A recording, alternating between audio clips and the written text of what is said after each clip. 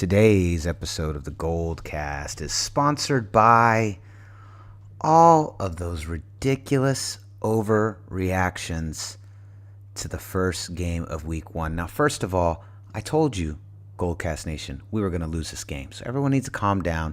Everyone needs to relax. The season isn't over, all right? I thought we were going to win it. I know you did. Trust me, it doesn't make me happy at all. And we weren't too far away from that either. We weren't too far away, and it doesn't make me happy at all that we lost, but we did, and that's okay. And so all I'm saying, this episode is sponsored by those overreactions. Everyone, just calm down. Take a breath. We're going to be fine. Raymond, why don't you let them know where they can find us? You can like us on Facebook.com/TheGoldcast. You can also follow us on Twitter @TheGoldcast_. You can also follow us on Instagram @TheGoldcast. And you can also subscribe to us via iTunes, YouTube, and Stitcher, all under the same moniker of The Goldcast. Boom.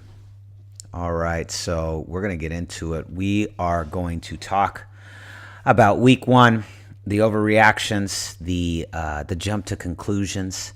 We're going to look at some stats. We're going to talk about the good and the bad. And then, of course, we're going to look ahead to week two. But before we get started, Goldcast intro, let's get busy. San Francisco, are you ready? This is the Goldcast.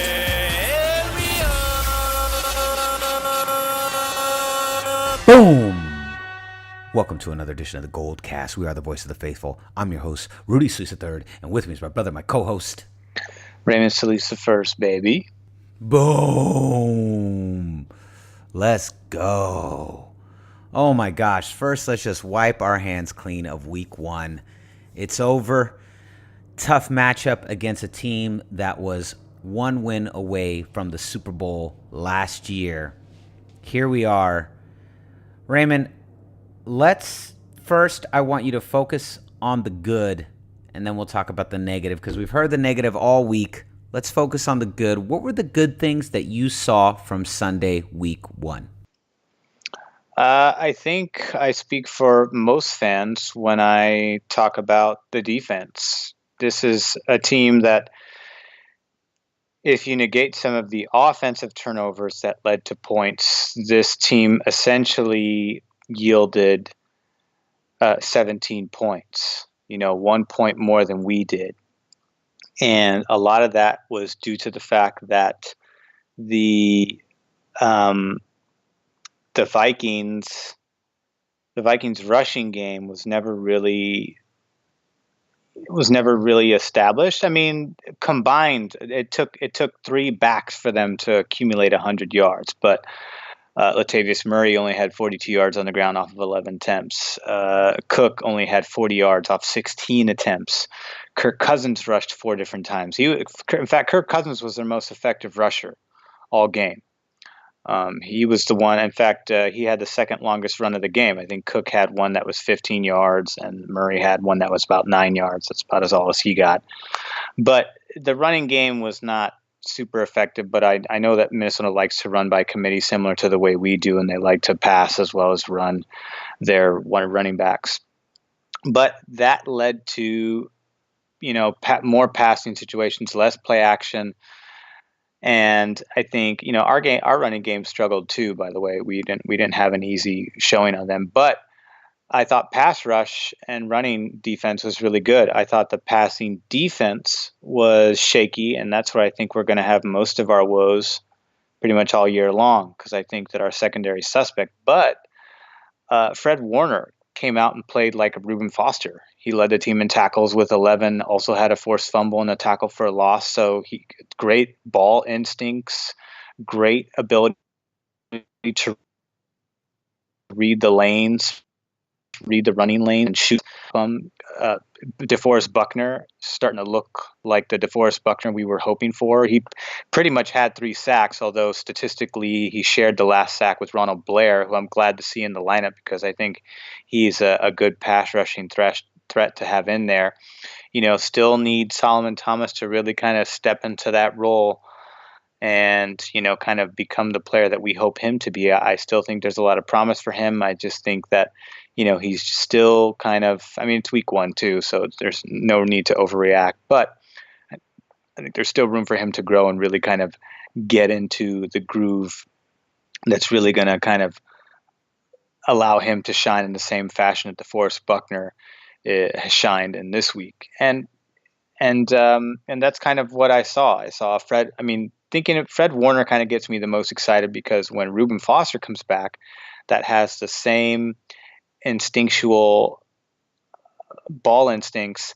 Having these two in tandem, because I think you sit down Brock Coyle, who gets beat constantly and can't break off of his blocks and is very ineffective for the most part, hence why he's a backup, should definitely remain the backup when Reuben Foster gets back, because if you have a Fred Warner and a Reuben Foster in the middle there, you've got another potential, Bowman Peterson combination there that we haven't had for a long, or I'm sorry, Bowman and Willis combination there that we haven't had since those two, haven't had in a while. Bowman's been on the decline and now he's out of football and he's hoping to get a deal with Oakland, but I digress. I'm really excited for the Warner Reuben Foster combination, citing Reuben stays healthy. I hope that he's kind of learned from last season. I think he's had a lot of time off, so I assume he's much healthier than he was at the beginning of this time last season. So that's what I saw. Offensively, I think the one thing that really stood out to me was Jimmy Garoppolo's ability to turn nothing into something. And that, of course, was the lone touchdown pass to our rookie, Dante Pettis.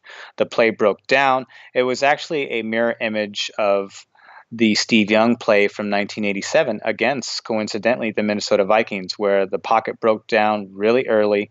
Steve Young kind of had to roll out opposite, and then actually ended up running in for the touchdown, versus in this case, Jimmy Garoppolo, pocket broke down very instantly. He had to roll out opposite side of his, he rolled out to his left. Steve Young rolled out to the right. And then had pressure coming into his face and was off balance and just shot a perfect pass where only Dante Pettis could get it. And Dante Pettis actually had to stretch out and get it, but caught it. It was a beautiful throw, beautiful catch. And it was just an awesome example of how Jimmy Garoppolo is able to escape trouble and then quickly reassert himself into the play, and not only do that, but also make the play, which was obviously off script. So that's what I love to see. And, just a little bit more of that. I think we're going to see a lot more of that this season, and we're not going to see, bonehead plays like he did today against this Vikings team. Made them look a lot better than they were, because we were only one possession away from winning this game. You take away the drop pass. Anyways, I'm getting ahead of myself. I saw the defense and I saw improvisation from Jimmy Garoppolo that I thought looked great. I'm curious to see what you saw before we get deeper into the analysis here. Well, definitely a frustrating game. The positives that I take away are the same positives you take away. Kirk Cousins sacked 3 times. One of my other favorite stats is, you kind of mentioned it, but we'll put it together. Dalvin Cook and Latavius Murray held for a total of combined for a total of 82 yards on 27 carries. Very impressive. I like that a lot. The other big stat I really enjoyed was DeForest Buckner, who you had mentioned. 7 tackles, 2.5 sacks, 3 QB hits, 3 tackles for a loss. And if you look on the other side over to the Los Angeles Rams, Aaron Donald and Ndamukong Suh, 5 tackles, 1 tackle for a loss total. DeForest Buckner in his opening week more than those 2 guys combined, making a lot less money. So I like that. I like what I saw there. I thought Jimmy G played pretty well, especially in the first half. He played pretty well, considering, he had nothing out there. A lot of drop passes in the first half that were really, really frustrating. Goodwin goes down for a while. And then in the second half, kind of moving into the negative parts, I feel like you really covered that. But the positive part, the Garoppolo forced it. That Solomon Thomas jump at the line on 4th and 1 was just so frustrating. That was really, really tough. And it just really felt like the 49ers really just kind of shot themselves in the foot. It really looked like we had a chance to win this game. I I said from the beginning, and it doesn't make me happy. I am in no way bragging about this. Let this get this straight right now, 49er Nation, Goldcast Nation. I am not happy that the 49ers lost. But I did predict that we were going to lose. I still feel we are a little bit behind a team like Minnesota. I think Minnesota's about a year and a half ahead of us right now. And that's okay. That's totally fine. That's completely fine. But what was really, I think, the most frustrating to see today, or to see Sunday, was that this team was in a position to win. This team was actually good enough on Sunday to win, and it was mental mistakes, forced errors, and turnovers that really shot us in the foot, and turnovers that they were all self-inflicted, pretty much, and so that was, I think, probably the most frustrating part. And I think that's why I want to emphasize again to the 49er faithful, just be calm, stay calm, relax, okay? It was week 1, and the Niners can definitely and will definitely play better than that, and I expect them to answer the bell, and I don't expect this to be the norm. I will say the thing that surprised me, and that we've mentioned several times already, is that the defense did play really well. The defense actually, I thought, played above what I expected them to play, and the offense played below what I expected them to play. So I was really surprised by that dynamic, because that wasn't what I was expecting. Would you agree with that? I was surprised. I really did expect the defense to struggle a lot more out there than they did. They played really well. That front four is awesome. And once we get Reuben Foster back in that lineup, oh, geez, with him, like you said, with him and Fred Warner, oh, man, I can't wait. Let's go. But the offense really played under the level of its ability. And the other thing that really concerned me was our guards going down. McGlinchey having to move over and take over at right guard. What have I been saying since the moment we traded for Garoppolo? This guy needs an O-line. He needs an O-line that can protect him at all costs. What did I say? I've said this from the beginning. When his grandmother on Thanksgiving, when she goes in for a hug, I want a lineman there to slap her arms down. I want Jimmy G to be like a bubble boy, and he doesn't touch another human being for the next 10 years. I don't like how close he was to that porn star over the summer. That was way too close. They didn't at least 5-foot distance. Weakens the knees, boy. So that's my analysis. I wanted to hear what you think. What do you think about? Were you surprised as well by the offense, that the offense actually didn't live up to the expectations that they were expected to, and the defense rose above their lowly expectations? I was surprised at the interceptions by Jimmy Garoppolo. I mean, he threw some last season because he does take risky throws. He's definitely going to mold into, he has the potential to really be, a gunslinger like a Brett Favre. If he masters his long ball throw, then you really start. Then over time you can potentially enter the conversation of Aaron Rodgers and Drew Brees, two of the best long ball throwers in football, if not the two best in the league. Probably the two best in the league. I'd say Aaron Rodgers number 1, Drew Brees number 2. They do that so many times. I mean, Aaron Rodgers aired it out again in superhuman form against the Bears when you thought he was out, for who knows how long. That injury looked like it was pretty bad. But anyways, I think that's where the potential is. So I was surprised to see, careless throws and a pick six of all things, a back-breaking error that ultimately ended up being the cost of the game, or at least one of them. I mean, because we ended up scoring 16. So if you take away the pick six, it still would have been 17-16. We still would have been down by a point. But again, you go back to the Pierre Garçon, dropped the ball in the end zone, hit his hands. The ball was a little bit underthrown, but it still was catchable. You have the George Kittle drop, which touchdown at worst would have been and set us up in the red zone for either 6 or 3 points. And you also have the fumble by Alfred Morris at the goal line that could have either scored or, again, 6 or 3 points. So you have a potential of, anywhere from 21 points to 12 points that is taken away from the game that could have won us the game. So those are self-inflicting wounds, and that's just comes from a team that's still trying to, find its identity as it relates to one another, in terms of gelling and finding rhythm. This is Jimmy G's first full season with the team, so obviously I don't expect, that all to come together. It's not like when Jim Harbaugh took over a team that had been playing together for years and just simply said, hey, instead of this system, just do this system. This is like, no, we're going to get rid of all of these guys, bring in all these new guys, draft all of these guys, and trade for these guys. And now you got to learn this really complicated system on offense and on defense. So that obviously takes time to gel. And there's a good chance that they can really kind of find their stride this season. And I believe they will. I think they will, and I think the a loss like this is a really good kind of wake-up call. I'm glad that it happened now.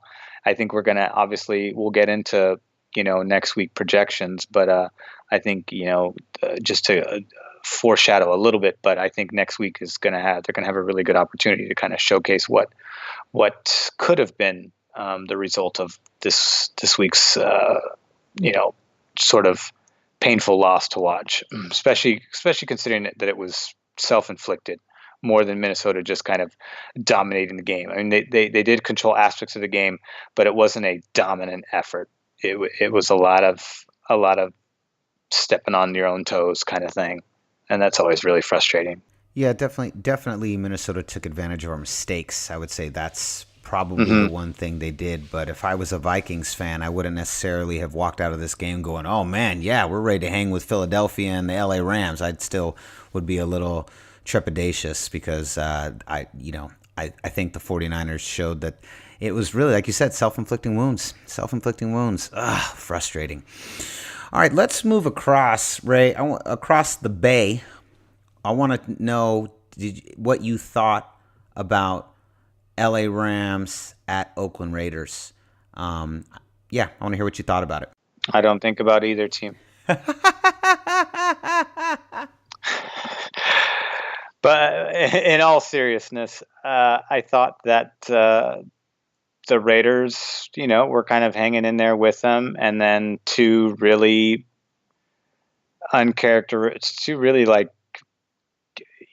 gift wrap picks. There was the one that was designed, I think it was a miscommunication on the route, that the rookie didn't run it right.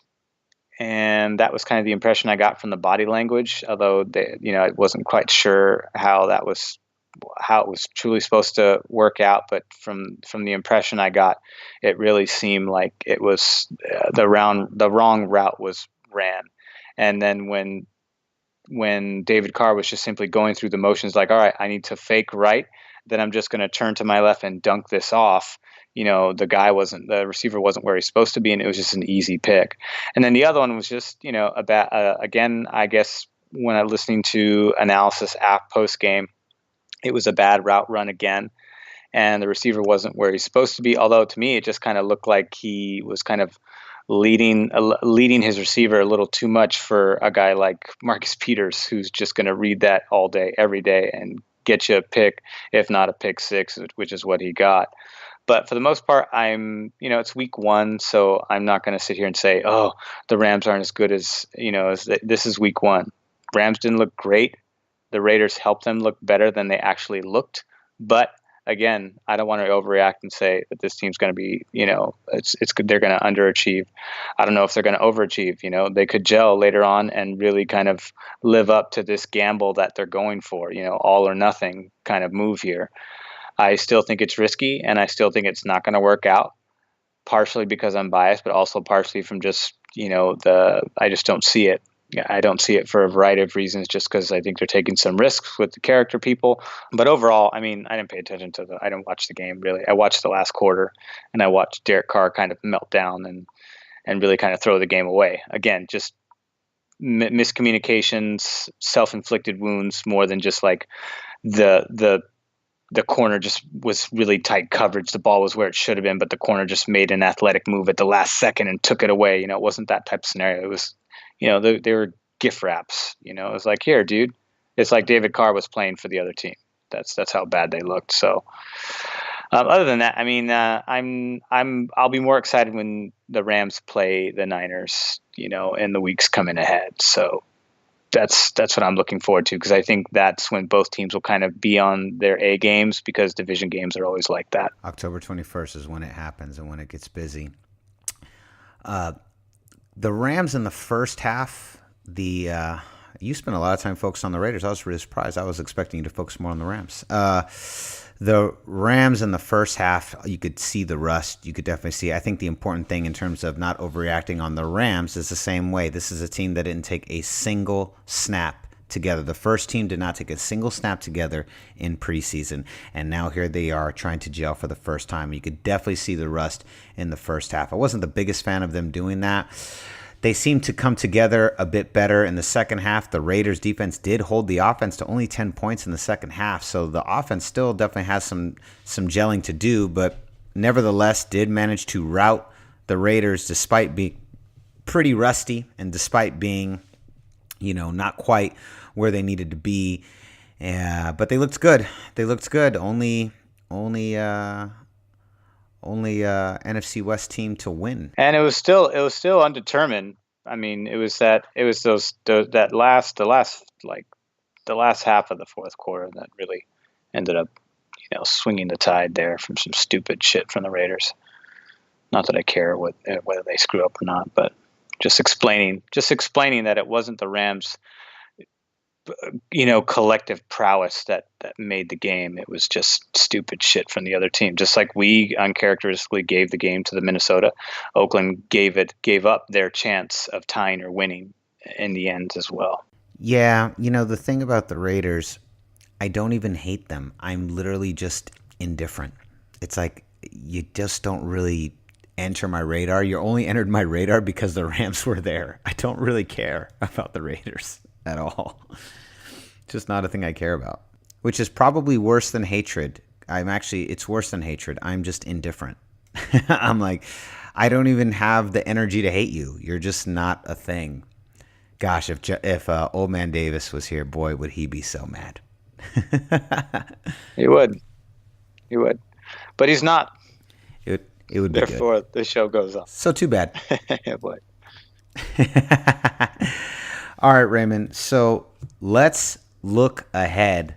Matt Patricia and those very rough-looking Detroit Lions are coming to San Francisco, to Levi Stadium, to play our beautiful, God-blessed San Francisco 49ers. Here they come. Now, Raymond, if you were a betting man, what do you think the line is? What do you think the spread is, huh? What's the spread? I'd say at minimum 7 points. Ooh, damn, Raymond, you're good. The spread right now, as of today, has San Francisco by 6. Now, Raymond, here's the question. The question for the first time in the 2018 season of the Goldcast. The question is, Raymond, do you take that bet? Absolutely. This is a team that struggles. It's very inconsistent. They're very consistent at being inconsistent, and Matt Patricia is just going to further perpetuate the Detroit Lions that we have always known throughout the history of this franchise, that has talented individuals and even has a talent. This is probably the most talented quarterback they've ever had, and it's getting squandered by terrible draft picks, terrible coaching selections, and bad trades, and not being able to pay the guys that have, helped propel your franchise into at least playoff consideration the last few years. So this is a really good opportunity for us to really kind of dominate the game on the ground and the air. I believe both faucets too. So, and this is another opportunity for, we're also at home. So it's another opportunity for Fred Warner to do his thing, for Buckner to do his thing. And I'd really like to see Armstead and Thomas get into that mix too. And if it gets into the air, then Witherspoon, Ward, and Tart have really got to step it up in the air, because I think they're great at chasing down players, but although sometimes I see the tackles really break down. Coyle's really terrible at tackling. But I'd really like to see more pass deflections and perhaps some interceptions. That would be fantastic. 0 picks last week. So I'd like to see that flip in the other direction with a combination of pass pressure to lead to untimely throws and to see our guys really kind of take advantage of those reads. So I think we win this game. In fact, I think we win it probably by 14 points. I take the over on that. Ooh. Yeah, I like that. Race takes the over. I agree. I also believe we win this game. This was in our records when we were putting our records together. This was the first game that I believe we win. And I agree. I think we see a 49ers that bounce back and take this game. Now, 49er faithful, Goldcast Nation, what do you think? What do you think about last week's game? What did you see? What did you like? What did you not like? Let us know. Hop onto YouTube. That's the best place to find us. That is really the pop-in spot for comments. It's now week 1, so let's get back to it. Let's talk about it. And then what do you expect to happen this week against the Detroit Lions? Raymond, before we leave, why don't you let them know, where can they find you? You can find me on twitter.com at Ray Solis. You can also find me on Instagram at Ray Solis1. I think Irish Niner Fan is a podcast listener. He actually comments on my Instagram, which is mostly unrelated to our show, but doesn't matter. I'm still going to engage people there, so I appreciate it. Oh, Irish Niner Fan straight up. Yeah, no, Irish Niner Fan's a huge fan of the pod. Yeah, shout out to him. Thanks for reaching out today. Or yesterday, I think it was. Yeah, I think it was yesterday. No, he's great. Loyal fan all the way from Ireland. Love it. He's the best. Thank you. John Niner, too. Always holding it down on YouTube comments. John Niner's always holding it down. Thank you so much. He's definitely one of our main guys. Huge fan favorite. Love him. He's great. Diehard Niner fan. I really enjoy talking to him. So, Raymond, why don't you let them know where they can find you? I just did. Oh, yeah, you did just say that. Oh, my God. All right. Yeah. It's like we're still going through preseason. You can find me. Can tell them again. Yeah, exactly. You can find me on Instagram and Twitter at Rudy Solis 3 on Twitter at Rudy Solis 3RD, Rudy Solis 3rd. So concludes another edition of the Goldcast. We are the voice of the faithful. I'm your host, Rudy Solis 3rd, and with me is my brother, my co-host, Raymond Solis the first, baby. Boom! We'll see you next time. Same Goldcast time, same Goldcast channel. This is